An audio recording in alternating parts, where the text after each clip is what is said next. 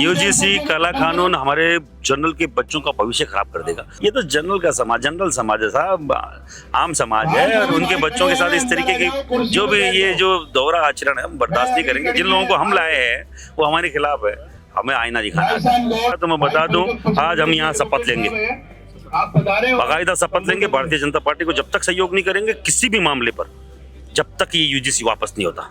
भविष्य भी जानते हैं हम, हमारा अधिकार भी जानते हैं। हम किसी से भीख नहीं मांग रहे हैं, हम हमारा अधिकार मांग रहे हैं। अगर किसी को समझ में आ रहा है कि हमारे बच्चों का अगर भविष्य ये लोग खराब कर देंगे तो इनकी गलतफहमी है। रहेगी बीजेपी। हमने रक्त से सींचा है, हमने अपना खून पसीना दिया है, हमने अपना खून पसीना देकर, धन देकर, हमारा श्रम देकर हमने इसको खड़ा किया है। श्यामा प्रसाद मुखर्जी, अटल बिहारी वाजपेयी, लाल कृष्ण आडवाणी, हमारे बड़े बड़े दिग्गज नेता, राजनाथ सिंह जी हमारे नेता हैं। हमने देखा है 2004 से लेकर 2014 तक भाजपा सरकार नहीं आई थी।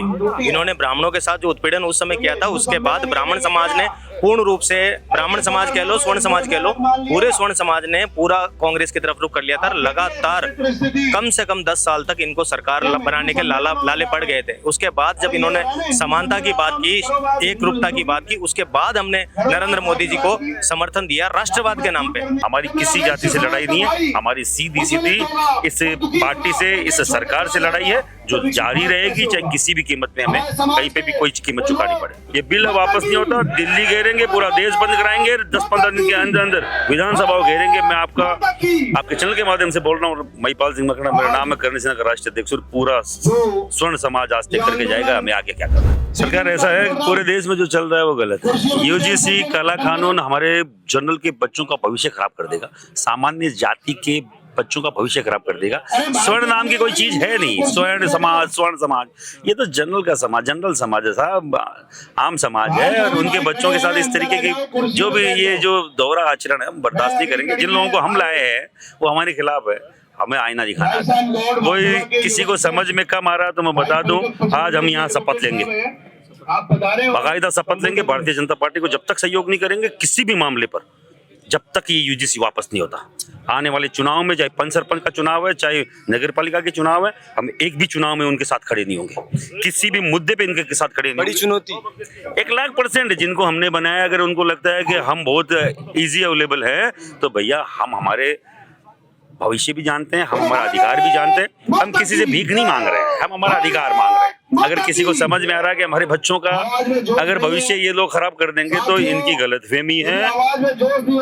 इनको जो करना वो करें। आने वाले दिनों में चुनाव, ये जो यूजीसी का जो ये बिल वापस नहीं होता, दिल्ली घेरेंगे, पूरा देश बंद कराएंगे, 10-15 दिन के अंदर अंदर विधानसभा घेरेंगे। मैं आपके चैनल के माध्यम से बोल रहा हूँ, महिपाल सिंह मकड़ा मेरा नाम है, करणी सेना का राष्ट्रीय अध्यक्ष। पूरा स्वर्ण समाज आज तक करके जाएगा, हमें आगे क्या करना है। सर, अगर यूजीसी एक्ट वापस नहीं होगा तो क्या भारत के अंदर कौन सी बड़ी चीज है? अगर ये यूजीसी एक्ट वापस नहीं होता है तो क्या चीजें देखने के लिए मिलेगी, कौन कौन से इफेक्ट देखने को मिलेंगे? चरणबद्ध तरीके से इसको आगे बढ़ाया जाए, क्या क्या देखने को मिलेगा पूरा देश देखेगा। समझ रहे हैं, जब ब्राह्मण उठता है तो उसके साथ क्षत्रिय भी उठता है, उसके साथ वैश्य भी उठता है, उसके साथ कायस्थ भी उठता है, उसके साथ भूमिहार भी उठता है। इस हजारों सालों में आपने देखा होगा, जब ब्राह्मण गुरु की उसमें भूमिका निभाता है तो क्षत्रिय बाकायदा उसके सैनिक बन के लड़े हैं। राम और परशुराम जब एक हुए, इस देश का सिनेरियो चेंज हुआ है। तो कोई किसी के दिमाग में कोई गलतफहमी है वो निकाल दे। वो सब कुछ करना जानते हैं, जो हजारों साल से हमें सब कुछ आता है। और अगर कोई बोल रहा है कि उनके अधिकारों के साथ 85% के साथ 15% कैसे हनन कर सकता है, हम तो फिर भी इज्जत कर रहे हैं सबकी। हम किसी भी दलित के खिलाफ नहीं, हम किसी भी ओबीसी के खिलाफ नहीं। हमारी लड़ाई सरकार से है। तो सरकार जिसको हमने चुना वो हमारे साथ, हमारे बच्चों के भविष्य के साथ खिलवाड़ कर रही है, कतई बर्दाश्त नहीं करेंगे। हमारी किसी जाति से लड़ाई नहीं है, हमारी सीधी सीधी इस पार्टी से, इस सरकार से लड़ाई है जो जारी रहेगी, चाहे किसी भी कीमत में हमें कहीं पे भी कोई कीमत चुकानी पड़े। सर, प्रताप सिंह खाचरियावास से हमने बात करी यूजीसी को लेकर, तो उन्होंने कहा कि बीजेपी को लाने में सबसे ज्यादा बड़ा अगर योगदान था तो क्षत्रिय, मतलब राजपूत समाज, ब्राह्मण समाज और वैश्य समाज। 1,00,000% इसकी आत्मा, इसकी रीढ़ की हड्डी, इसका दिमाग, ब्राह्मण समाज इसका दिमाग है भारतीय जनता पार्टी, इसकी आत्मा बनिया है और इसकी रीढ़ की हड्डी क्षत्रिय है। अगर ये तीनों निकाल दोगे तो कंकाल बचेगा, कुछ भी नहीं बचेगा। जो SC ST जन्मजात कांग्रेसी है, ये कैसे उनको अपना बना लेंगे? वोट देते हैं क्या? हमारे कारण से यहाँ बीजेपी है, अगर अभी हट गए तो अभी सरकार धड़ाम हो जाएगी, गिर जाएगी। तो किसी गलतफहमी हो तो निकाल दो। इतने बड़े बड़े आंदोलन हुए हैं, फिर भी बीजेपी को नहीं हरा पाए। किसान आंदोलन हुए, पता नहीं कौन कौन से आंदोलन हुए, उन लोगों को राजी कर रहे हो जो आपके साथ थे ही नहीं, और जो आपके हैं उनको आप हटा रहे हो। गोद वाले से आस नहीं है, पेट वाले से आस है। मिसकरेज हो जाएगा मोदी जी, मालूम नहीं चलेगा कब कहाँ चले गए लोग। अगर यूजीसी एक्ट वापस नहीं होगा तो 2028 में सरकार आना मुमकिन नहीं। आना नहीं, 2028 तक चलाना भारी हो जाएगा। 2028 लगाएंगे क्या, चलाएंगे क्या? जी आप बताइए यूजीसी एक्ट क्यों वापस लेना चाहिए? वापस देखिए, समानता के विरुद्ध है, ये समानता के विरुद्ध है। जो सरकारें हमेशा समानता की बात करती है, वही सरकार अगर भेदभाव करेगी, स्वर्ण समाज को अलग करके OBC, general, OBC, SC, ST और मुसलमान, अल्पसंख्यक सबको रख के अगर स्वर्ण समाज को अलग करेगी तो ये भेदभाव है, स्पष्ट दृष्टा है। इसमें किसी भी प्रकार का कोई भी अतिशोक्ति नहीं है।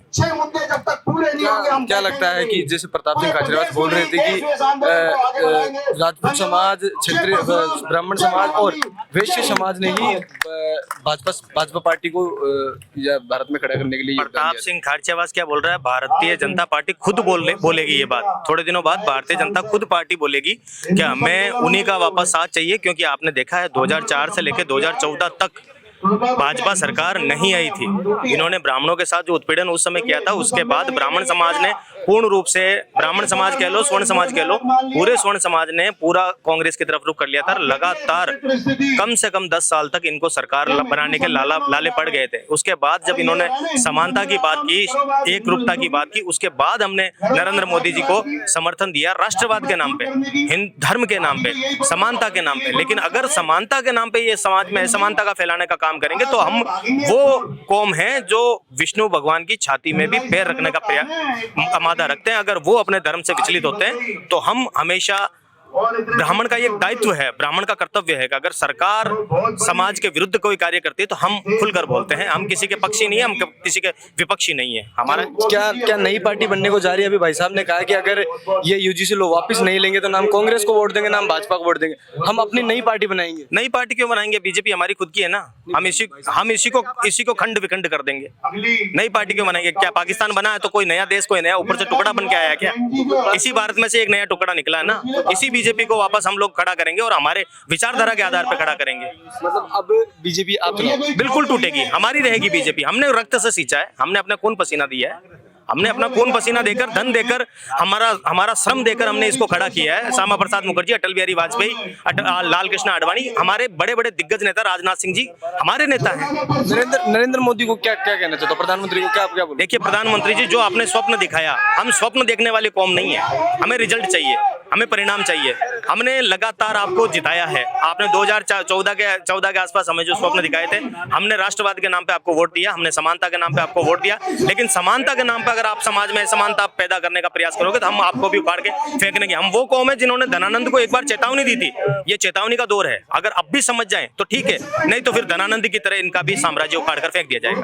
रोड में क्या रहने वाला है? अगर यूजीसी एक्ट वापस नहीं लिया जाता है तो ब्राह्मण समाज, राजपूत समाज क्या करेगा? देखिए, खाली यूजीसी एक्ट की बात नहीं है। समाज में जिस प्रकार की विषमताएं फैल रही है, जिस समाज में योग्यताओं का लगातार हनन हो रहा है, SC ST एक्ट पे लगातार इनको प्रलोभन दिए जा रहे हैं, ऐसी गैंगे काम कर रही हैं। आप लगातार अखबारों में, टीवी मीडिया में देखते हैं, आज 8 लाख रुपए झूठा SC ST एक्ट लगाया, 2.5 लाख रुपए में सल्टारा हुआ, उसमें मतलब कुल मिला के ऐसे वातावरण को, ऐसा भयपूर्ण वातावरण देश में बना दिया गया है। इसे समाप्त किया जाना चाहिए। समान कानून सब पे लागू हो।